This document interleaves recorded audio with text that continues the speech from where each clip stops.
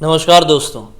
इस दुनिया में आए दिन काफ़ी सारी ऐसी घटनाएं हो जाती हैं जिनके ऊपर विश्वास कर पाना पूरी तरह से इम्पॉसिबल होता है। लेकिन विश्वास मानो या ना मानो, वही लोग समझ सकते हैं जिनके साथ ये घटना बीती हुई रहती है। लेकिन कभी कभी वो लोग तो सोचने समझने के भी सही तरह से काबिल नहीं होते।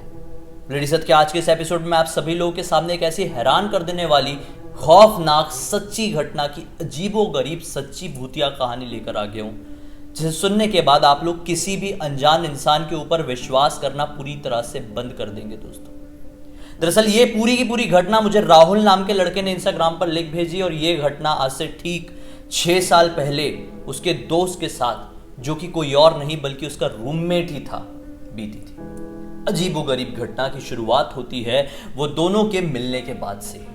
ये दोनों मिले और ये तो था BDS में राहुल, और उसका ये जो फ्रेंड था उसका मैं नाम डिस्क्लोज नहीं कर सकता, इसलिए उसका नाम हम अमित रख देते हैं। राहुल का दोस्त अमित इंजीनियरिंग के फर्स्ट ईयर में एडमिशन लिया था।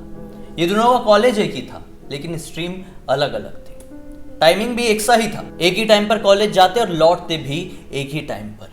हमेशा शांत रहने वाला अमित एक रात को अचानक से खुश होने लगता है, मानो कि उसने अपने लैपटॉप में ऐसी क्या चीज देख लिया था जिसे देखकर वो काफी ज्यादा एक्साइटेड हो गया था। यहाँ पर राहुल अपनी पढ़ाई कर रहा था। राहुल इसकी तरफ देखकर बोलता है कि क्या हुआ भाई, इतना ज्यादा खुश क्यों हो रहा है?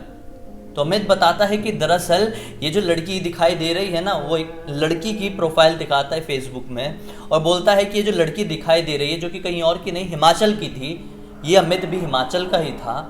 बोलता है कि इस लड़की को मैं काफी दिन से स्टॉक कर रहा था फेसबुक में। आज उस लड़की की मुझे फ्रेंड रिक्वेस्ट आई है, देख अब कुछ आगे अच्छा होने वाला है। मैंने एक्सेप्ट कर दिया हूँ, पहला मैसेज भी कर दिया, उसने सीन भी कर लिया है और अब कुछ टाइप कर रही है। ये बात सुन के राहुल काफी ज्यादा हैरान होता है कि कैसे यार ऐसे अनजान लड़की से ये इस तरह से मैसेज कर रहा है, फ्रेंड रिक्वेस्ट भेज रहा है, क्योंकि राहुल के लिए बात थोड़ी अजीब सी थी कि किसी अनजान इंसान को आप कैसे सामने से मैसेज कर सकते हो। कुछ लोग होते हैं जिनके लिए बड़ी ही नॉर्मल बात होती है। खैर, हमें जो इसे मैसेज किया था, सामने से उस लड़की का भी रिप्लाई आता है। ये लड़की की फोटो, ये लड़की की पूरी प्रोफाइल काफी ज्यादा खूबसूरत थी, दिखने दिखाने में लड़की बहुत अच्छी थी। और अमित के हिसाब से, जैसा कि अमित ने राहुल को बताया था कि ये लड़की इंजीनियरिंग के 2nd ईयर में है, वो खुश था। कुछ दिनों तक उन लोग की मस्त बातचीत होती है और एक दिन ठीक रात में यही कोई 8 बजे के आसपास अपने कमरे से, मतलब उसी रूम से, अमित बाहर निकलने लगता है। राहुल कहता है कि क्यों भाई, कहाँ जा रहे, इतनी रात गए, ये तो हमारे डिनर करने के जाने का टाइम है और इसके बाद हम तो सोते हैं ना, कहाँ जा रहे तुम?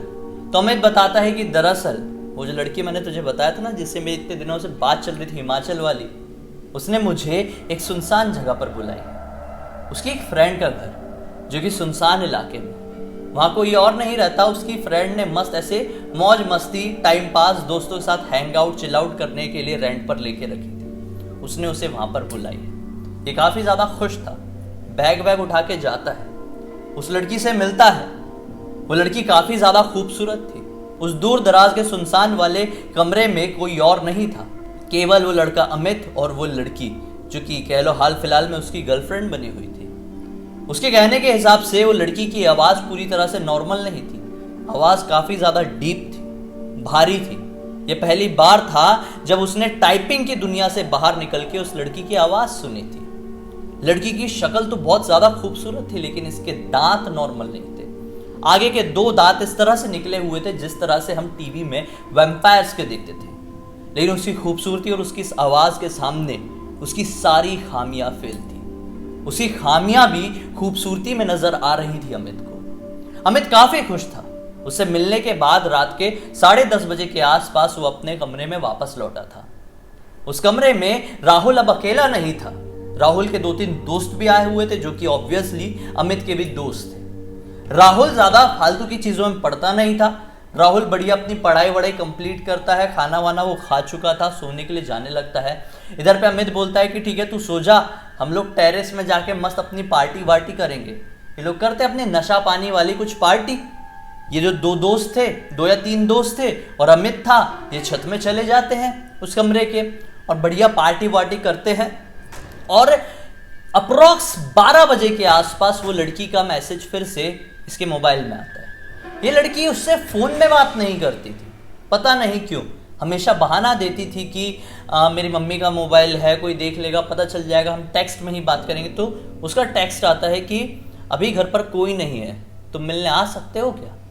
ये काफ़ी ज़्यादा एक्साइटेड हो गया कि एक ही रात में 2-2 लड्डू, मतलब मैं तो मिलने जाऊंगा यार, कैसे मना कर सकता हूँ। बीच में पार्टी चल रही थी, अपने दोस्तों को बोल के खड़ा हो जाता है कि मैं जा रहा हूँ और यही कोई 1-2 घंटे में फिर से लौट जाऊंगा। दोस्त लोग बोलते कि ठीक है निकल जा। उस रात को अमित अपने उस कमरे से निकलता तो है, लेकिन लौट कर अगली सुबह तक आता ही नहीं है। काफी ज्यादा हैरान थे उसके दोस्त लोग। उसके मोबाइल में कॉल करने की भी कोशिश किए थे काफी समय तक, उसने फोन नहीं उठाया था। सभी लोगों को लगा कि मे बी पॉसिबिलिटी है उस लड़की के घर पे कोई नहीं था और आया भी नहीं होगा, तो वो उसके घर पे ही रुक गया। लेकिन इसके पीछे की सच्चाई कुछ और थी। ठीक 7 बजे सुबह के आसपास राहुल के मोबाइल में फोन बजता है।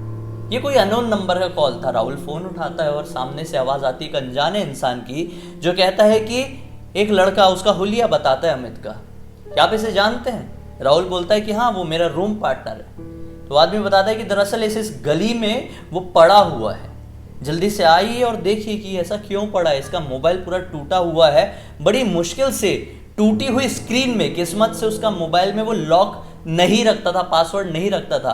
आपका नंबर ऊपर की तरफ दिखा और रूममेट लिखा हुआ था, इसलिए हमने आपको फोन लगाया है।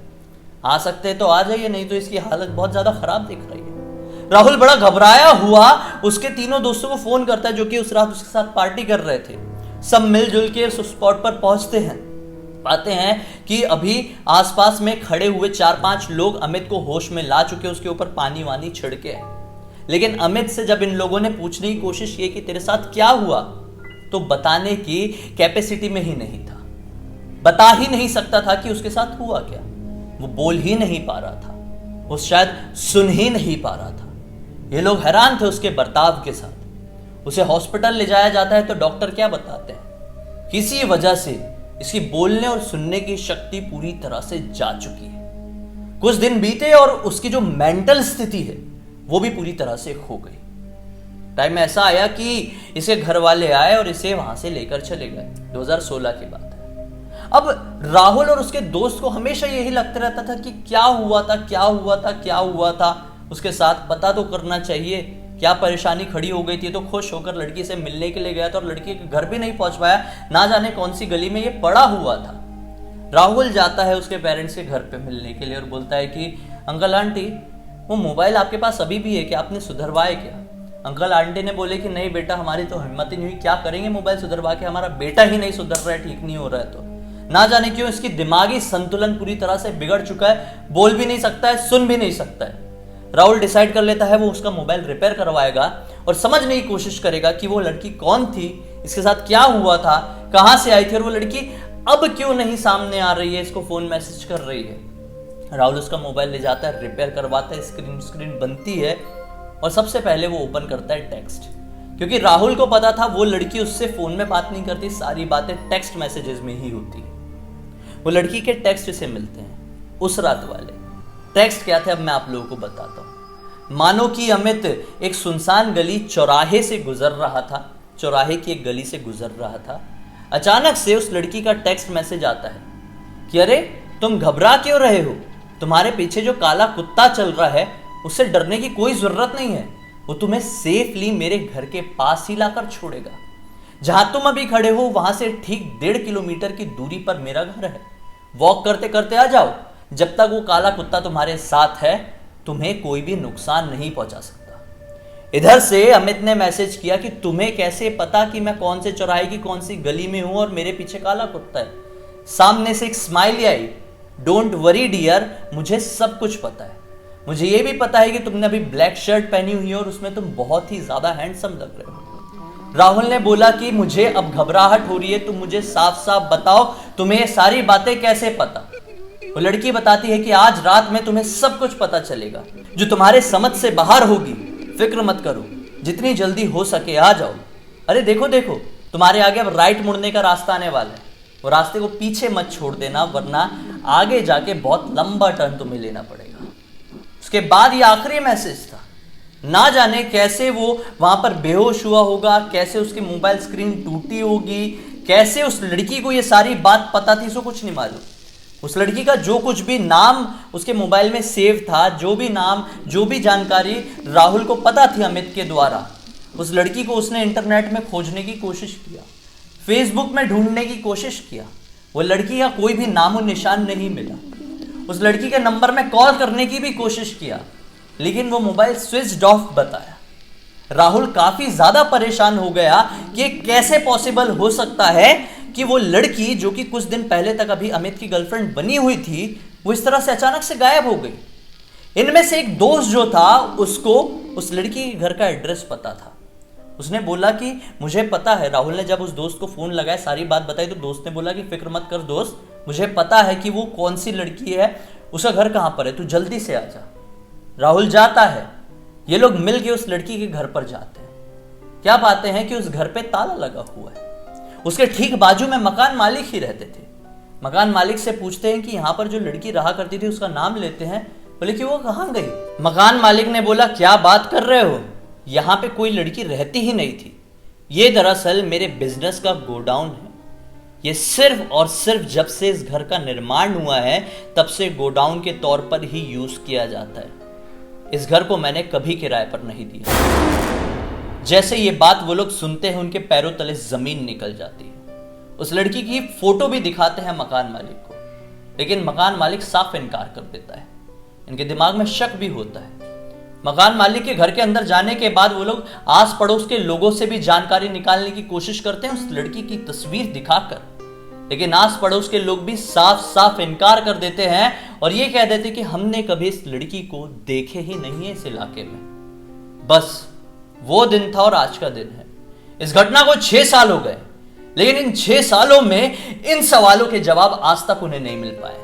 कुछ सवाल तो वो जो मैंने आप लोगों को अभी बताया कि कैसे उसका मोबाइल टूटा, कैसे वो वहां पर बेहोश हुआ, कहां वो लड़की गायब हो गई, क्यों इसकी मानसिक स्थिति आज तक सुधर नहीं पा रही है।